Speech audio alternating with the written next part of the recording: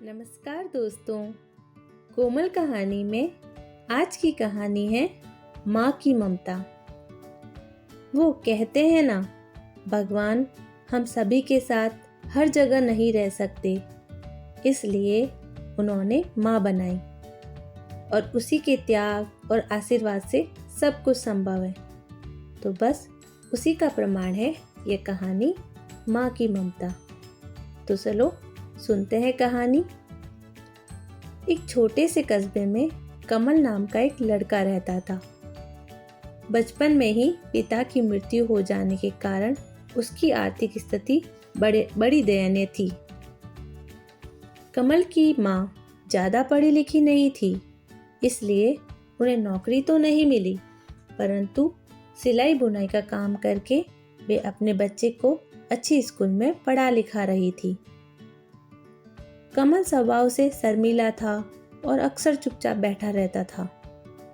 एक दिन जब वह स्कूल से लौटा तो उसके हाथ में एक लिफाफा था।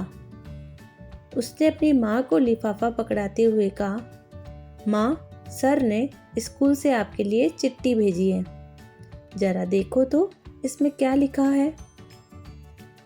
माँ ने चिट्ठी पढ़ी और मुस्कुरा कर बोला, बेटा, इसमें लिखा है कि आपका बेटा काफ़ी होशियार है।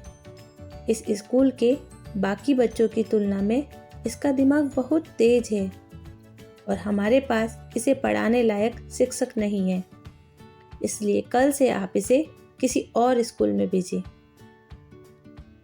माँ की बात सुनकर कमल को स्कूल न जा सकने का दुख तो हुआ, पर साथ ही साथ उसका मन आत्मविश्वास से भर गया कि वह कुछ खास है और उसकी बुद्धि तेज है।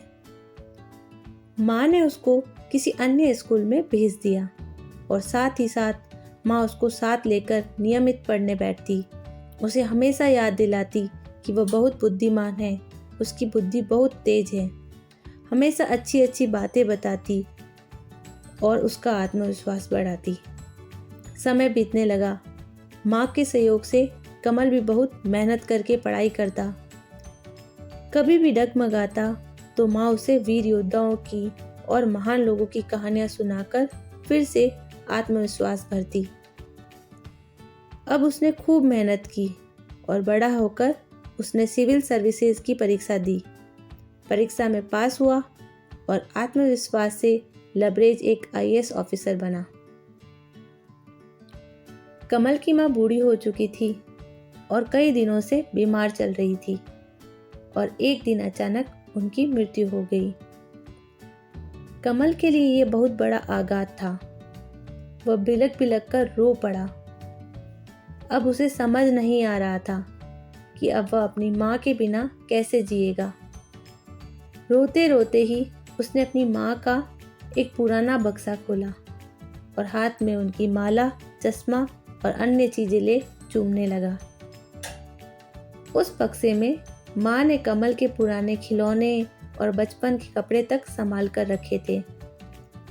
कमल एक एक कर सारी चीजें निकालने लगा और तभी उसकी नज़र एक पुरानी चिट्ठी पर पड़ी। दरअसल ये वही चिट्ठी थी जो उसकी पुरानी स्कूल के सर ने 18 साल पहले दी थी। नम आंखों के साथ कमल उसे पढ़ने लगा। आदरणीय अभिभावक, आपको बताते हुए हमें अफसोस हो रहा है कि आपका बेटा कमल पढ़ाई में बेहद कमज़ोर है और खेल कूद में भी भाग नहीं लेता। हमें ऐसा लगता है कि उम्र के हिसाब से कमल की बुद्धि विकसित नहीं हो रही है, अतः हम अपने विद्यालय में पढ़ाने में असमर्थ हैं। आप इसे किसी और विद्यालय में पढ़ा सकते हैं। सादर, प्रिंसिपल। यह पढ़कर कमल की आंखों में जोर जोर से आंसू आने लगे और वह बोलने लगा, माँ, आपने तो कमाल कर दिया। मेरी पूरी जिंदगी खुशियों से भर दी, मेरी जिंदगी को संवार दिया, मुझे इस दुनिया के काबिल बना दिया।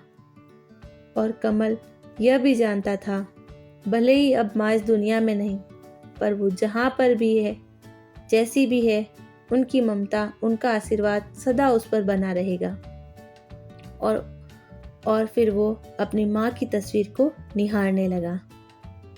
दोस्तों, सच में माँ से बढ़कर त्याग और तपस्या की मूर्त भला कौन हो सकता है। हम पढ़ लिख ले, बड़े होकर कुछ बन जाएं, इसके लिए वह चुपचाप जाने कितनी कुर्बानियाँ देती है। सच में माँ तो माँ होती है। तो दोस्तों, यह थी मेरी आज की कहानी, माँ की ममता। मुझे आशा है आपको पसंद आई होगी। आप अपने दोस्तों के साथ ज़रूर शेयर करना और मिलते हैं कोमल कहानी पर फिर एक नई कहानी के साथ। नमस्कार।